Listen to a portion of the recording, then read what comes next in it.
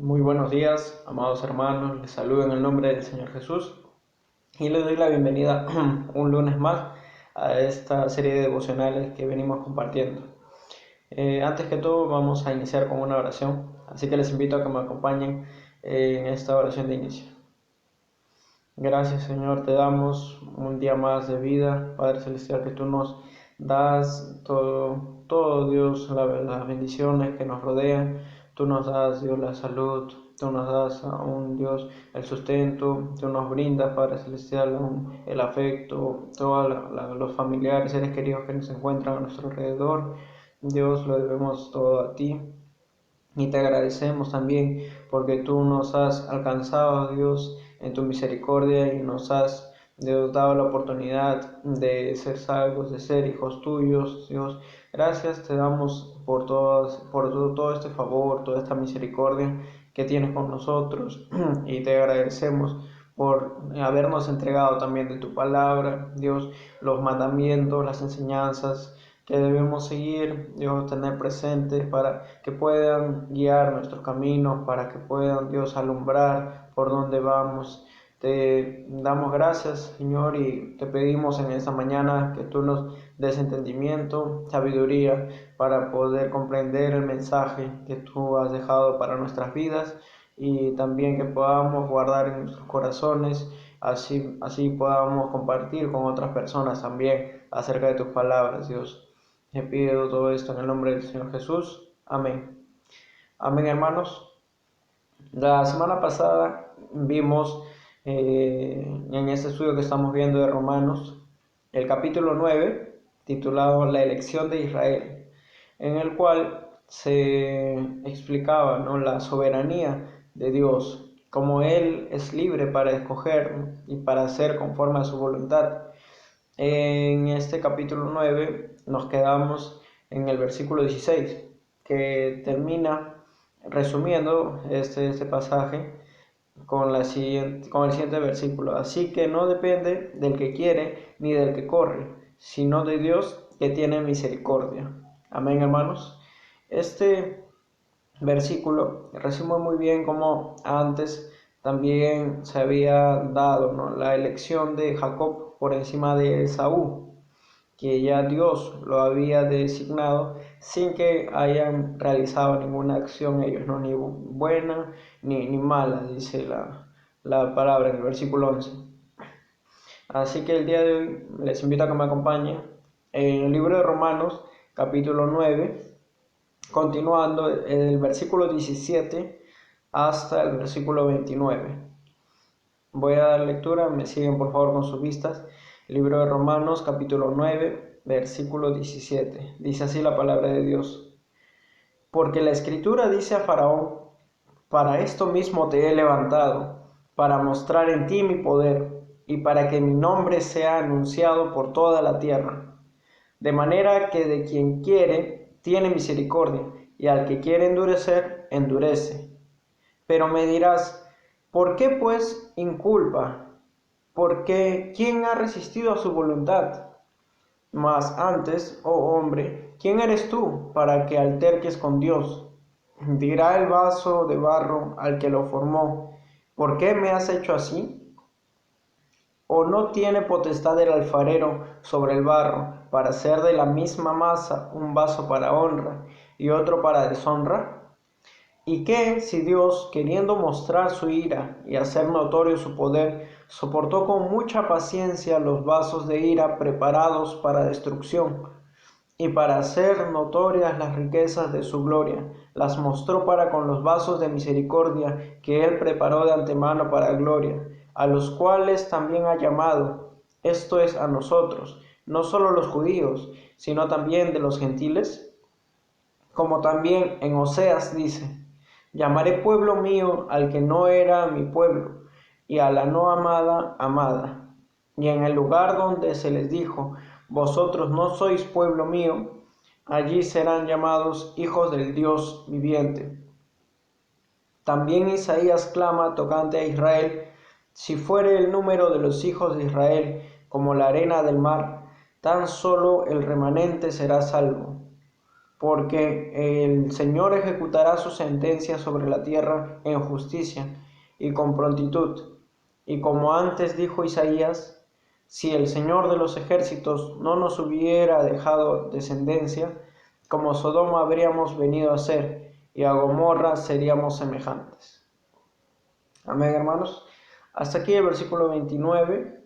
Terminamos este capítulo 9, titulado La elección de Israel.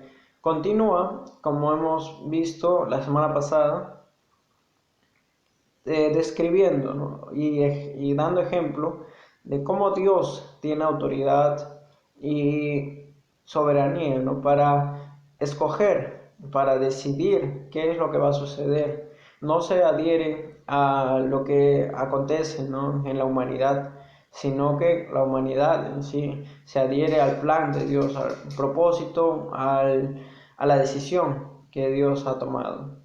Vamos a ver desde el versículo 17 cada uno de estos detalles. El versículo 17 hace referencia al pasaje que se encuentra en Éxodo capítulo 9, versículo 16, diciendo: porque la Escritura dice a Faraón, para esto mismo te he levantado, para mostrar en ti mi poder y para que mi nombre sea anunciado por toda la tierra. Y aquí vemos que la existencia en sí, ¿no? de este gobierno, de esta persona de poder terrenal, tenía un propósito conforme al plan de Dios, ¿no? Era para mostrar en él su poder, ¿no? Y para que el nombre sea anunciado, para que su nombre sea anunciado por toda la tierra. Es decir, por eso existía el faraón. Por eso estaba en la posición en la que estaba, para que sea notorio, ¿no? lo que iba a suceder. El 18 dice: de manera que de quien quiere tiene misericordia, y al que quiere endurecer, endurece. Aquí va ya algo adicional, ¿no? que no habíamos visto la semana pasada, la semana pasada vimos la decisión, ¿no? de Dios, que amó a Jacob y a Esaú aborreció, como dice el versículo 13. Pero aquí habla el versículo 18 que al que quiere endurecer, Dios endurece. Tiene esa potestad, ¿no? Sabemos que Dios es todopoderoso, pero además toma decisiones que a simple vista de repente, o al simple conocimiento humano, que sabemos que somos limitados, ¿no? son difíciles de entender, ¿no? Si es Dios, ¿por qué endurecería a alguien, ¿no? Sin embargo, continuemos leyendo para comprender qué es lo que, o mejor dicho, la posición en la que nosotros nos encontramos frente a Dios. Versículo 19 dice: pero me dirás, ¿no? Sabiendo Pablo de esto que acaba de decir, ¿no? Pablo ahora dice: pero me dirás, ¿por qué pues inculpa? O sea, haciendo referencia a Dios, ¿no? ¿Por qué Dios culpa a las personas? Y este versículo dice: porque ¿quién ha resistido a su voluntad? Quiere decir que es para el razonamiento humano, ¿no? No tendría sentido Dios que nos culpe si es que dentro de su voluntad está, ¿no? que seamos endurecidos. ¿Por qué seríamos culpables si aún estamos dentro de la voluntad de Dios, ¿no? de ser endurecidos como el Faraón lo fue, ¿no? Y sabiendo esto Pablo, él dice: pero me dirás, ¿por qué pues inculpa? Porque ¿quién ha resistido a su voluntad? ¿no? Pablo sabe que las personas le van a cuestionar si Dios endureció a Faraón. ¿Por qué es culpable Faraón? ¿no? Y aquí vemos la respuesta, ¿no? Una respuesta contundente y precisa de parte de Pablo. Mas antes, oh hombre, ¿quién eres tú para que alterques con Dios? Dirá el vaso de barro al que lo formó: ¿por qué me has hecho así? Es una posición, ¿no? que me recuerda mucho a algo similar que encontramos en Job, ¿no? Cuando Job trataba de presentar su caso delante de Dios, ¿no? Inclusive hacerle preguntas, ¿no?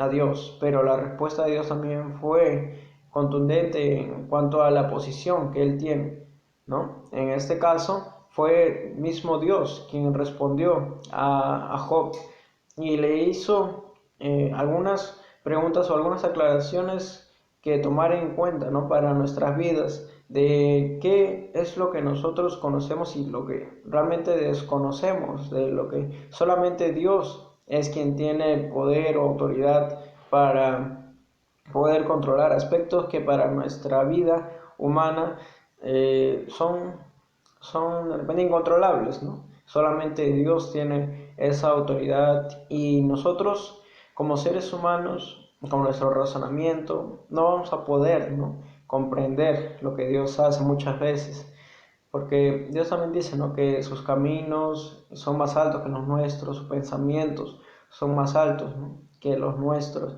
y que aunque a nuestra manera de ver como humanos sea incomprensible, sea ilógico, ¿quiénes somos nosotros para altercar con Dios? Como dice este versículo, ¿no? ¿Quién eres tú para que alterques con Dios? Dirá el vaso de barro al que lo formó, ¿por qué me has hecho así? Aquí lo dice diferente, ¿no?, a lo que encontramos en Job. Aquí Pablo dice que una semejanza, como nosotros somos en las manos de Dios. Nosotros somos como el barro que Dios forma, pero es Él quien tiene, ¿no?, el conocimiento de qué está formando. Nosotros simplemente somos barro en sus manos. Versículo 21 dice, ¿o no tiene potestad el alfarero sobre el barro para hacer de la misma masa un vaso para honra y otro para deshonra? Y aquí va poniendo, ¿no?, el lugar en el que se encuentra Dios como alfarero, como formador de nuestras vidas, o como la persona que realiza de una misma masa, como dice aquí el versículo, vasos para honra y vasos para deshonra. Versículo 22. ¿Y qué si Dios, queriendo mostrar su ira? Aquí un minuto, voy a hacer la aclaración de que tengo que leer estos tres versículos juntos porque es una sola pregunta, ¿no? Desde el versículo 22 hasta el 24 es una sola pregunta. Y esta pregunta abarca esos tres versículos, ¿no? Así que voy a leer completo esta pregunta para que tenga un poco más de sentido, ¿no? Dice así: ¿y qué si Dios, queriendo mostrar su ira y hacer notorio su poder, soportó con mucha paciencia los vasos de ira preparados para destrucción y para hacer notorias las riquezas de su gloria? Las mostró para con los vasos de misericordia que Él preparó de antemano para gloria, a los cuales también ha llamado, esto es, a nosotros, no solo a los judíos, sino también de los gentiles. Toda esa pregunta que abarca tres versículos.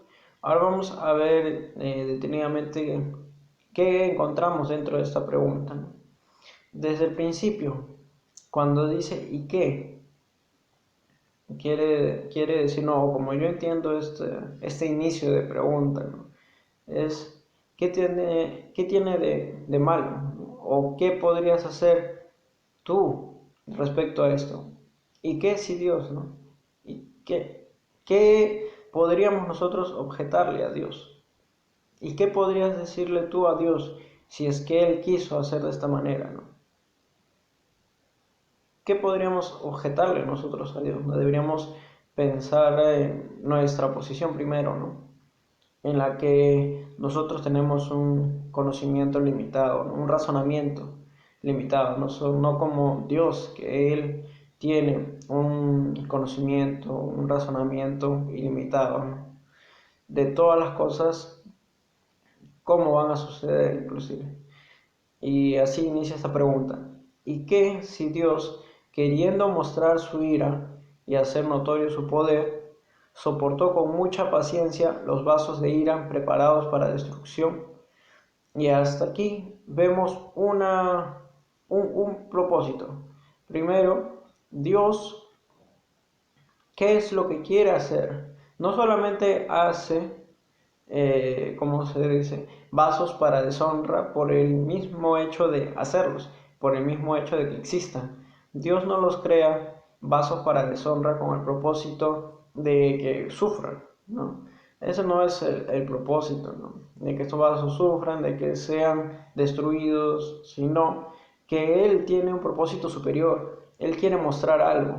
Aquí dice que Él quiere mostrar su ira y hacer notorio su poder. Son dos cosas que también con las cuales nosotros podemos estar de acuerdo, ¿no? ¿Quién estaría en contra de que Dios muestre su ira y haga notorio su poder, ¿no? ¿Quién de nosotros quiere que Dios mantenga oculto ese atributo que Él tiene, ¿no? De ser todopoderoso? En sí, Dios aquí dice que quiere mostrar su ira y hacer notorio su poder. Por eso es que soporta con mucha paciencia los vasos de ira preparados para destrucción. Y es más, ¿no? Aquí indica, al decir que soporta con paciencia, nos indica que hay un plan no solamente de mostrar la ira y hacer notorio su poder en cualquier momento, sino que hay un punto específico que Dios ha planeado para hacer esto, por lo cual soporta con paciencia, con mucha paciencia, los vasos de ira preparados para destrucción. Por eso es que entendemos que Dios no lo hace por el simple hecho de que existan, ¿no? O por el simple hecho de que ya los crea y que sufran, sino que en el momento especificado o planeado ya por Dios se va a dar la manifestación de su poder. Él va a manifestar su ira en el momento preciso.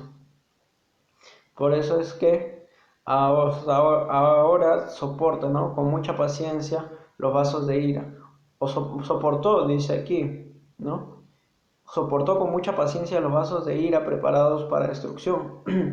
Y eso nos podría dar una idea de que no solo, y sabemos, ¿no?, que no es solo un vaso de deshonra, ¿no?, sino que posiblemente, y seguramente es así, que Dios ha creado muchos vasos de la misma masa para honra y para deshonra, ¿no? Y algunos de ellos ya han visto su cumplimiento, ya han visto la manifestación de la ira y del poder de Dios.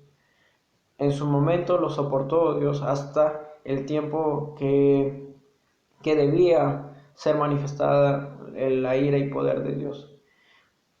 Y aquí, continuando, versículo 23. Y para hacer notorias las riquezas de su gloria, las mostró para con los vasos de misericordia, que Él preparó de antemano para gloria.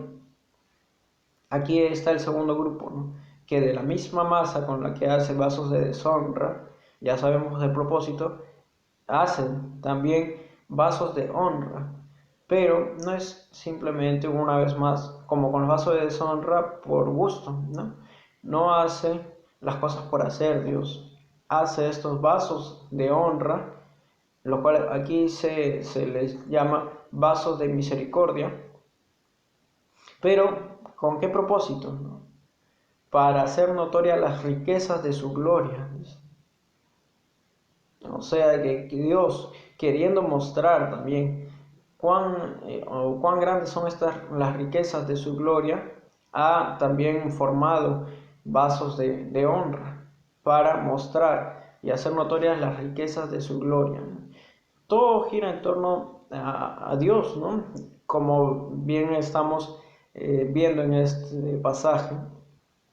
Dios hace cosas porque tiene planes y propósitos para ello, ¿no? Aquí nos dan ejemplos de eso. Y en este segundo grupo de vasos de misericordia son formados con el propósito de hacer notorias las riquezas de la gloria de Dios. Todo es para la gloria y honra de Dios, ¿no? Nuestras vidas, que venimos a ser vasos de misericordia, vasos de honra, formados por Dios, no es por el simple hecho de que nosotros lo seamos, sino que mostremos y hagamos notorio las riquezas de la gloria de Dios. Es el propósito que Dios ha designado al hacernos, ¿no? Al hacernos vasos de honra, de misericordia. Versículo 24 dice: a los cuales también ha llamado, ¿no? Ahí es lo que les mencionaba hace un momento, nosotros. A los cuales también ha llamado, esto es, a nosotros, no solo de los judíos, sino también de los gentiles. Dice. Ha llamado de entre los judíos a un grupo de personas, ¿no? Y también de entre los gentiles ha escogido y llamado a otro grupo de personas. Continuemos, versículo 25.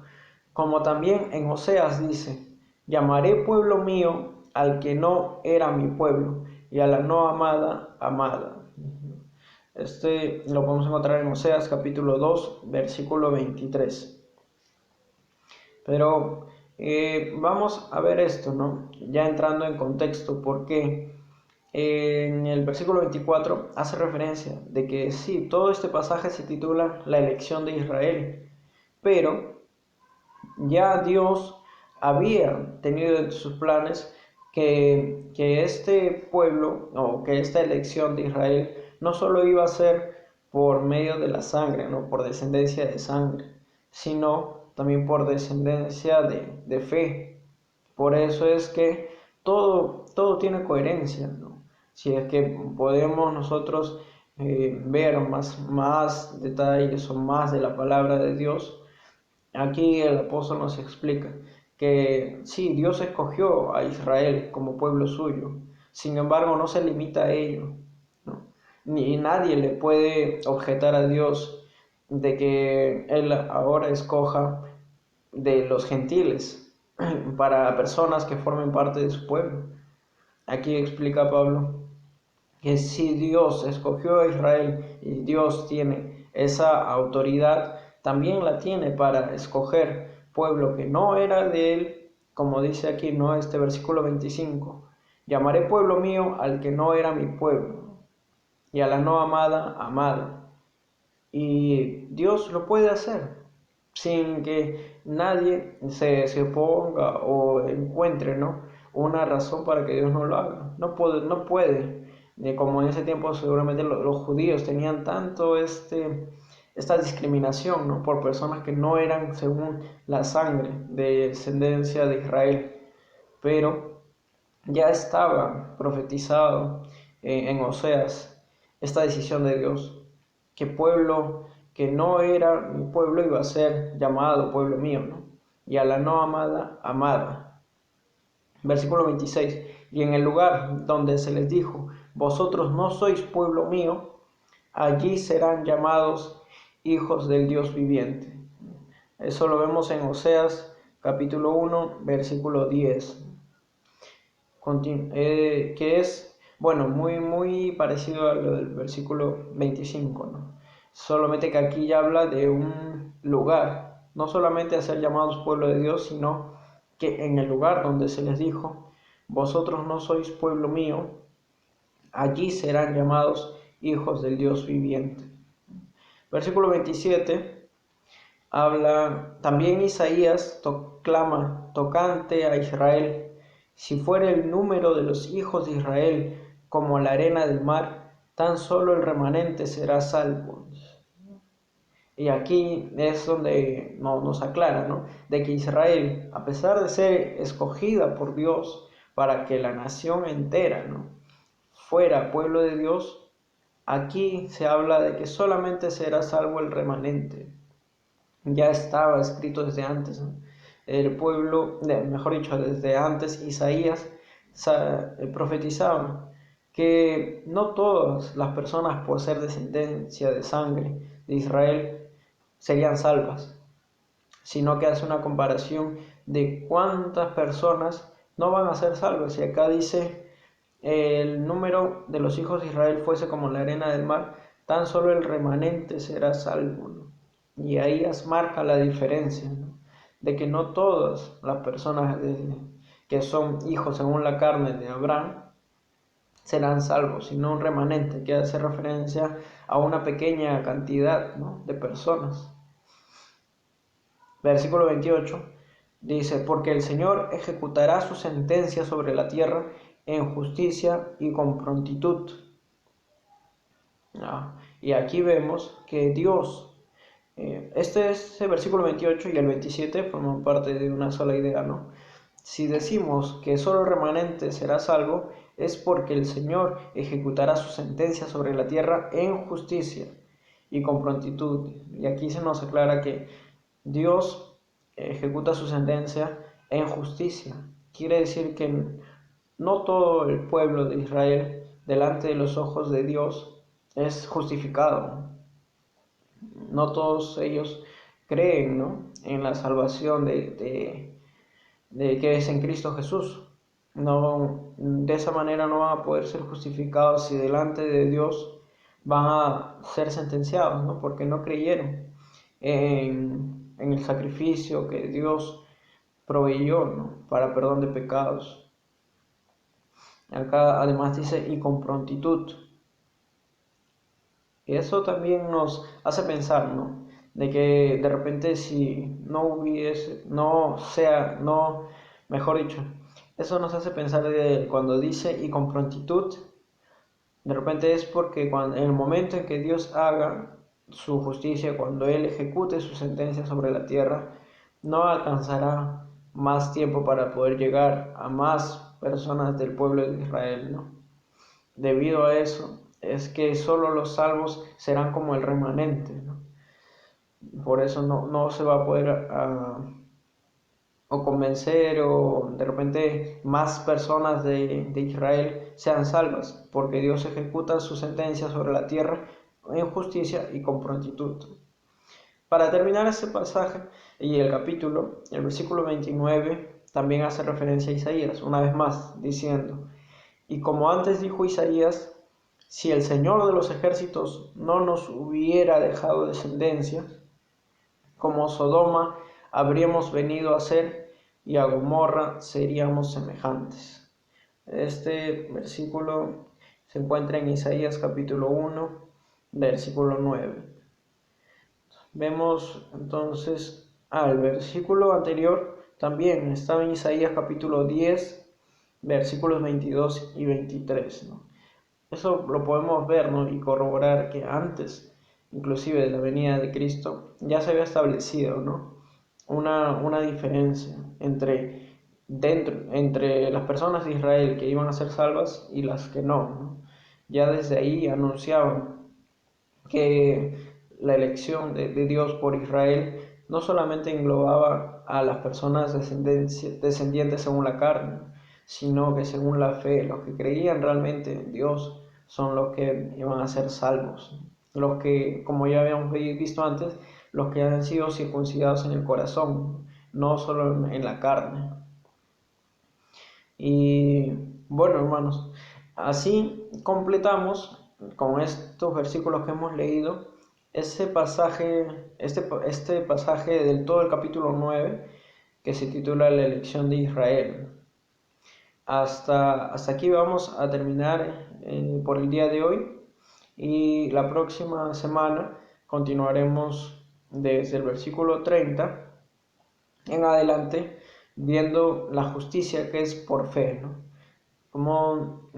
Vamos a ver, ¿no?, los mayores detalles acerca de la justicia y acerca de la fe. Pero por ahora vamos a quedarnos aquí y vamos a cerrar este devocional una vez más con una oración, para lo cual le invito a que cierren sus ojos y me acompañe en esta oración.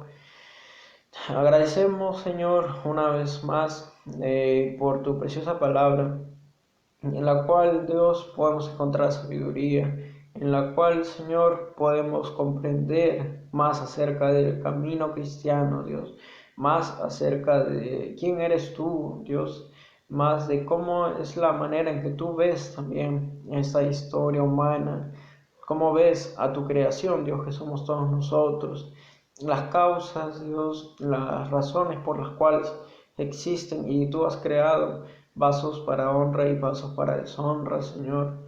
Nosotros no somos, Dios, no somos capaces o no tenemos, Señor, qué cosa poder reclamarte ni cuestionarte, Señor, de las cosas que tú ya designado y planificado para demostrar tu gloria, para mostrar tu poder, Dios.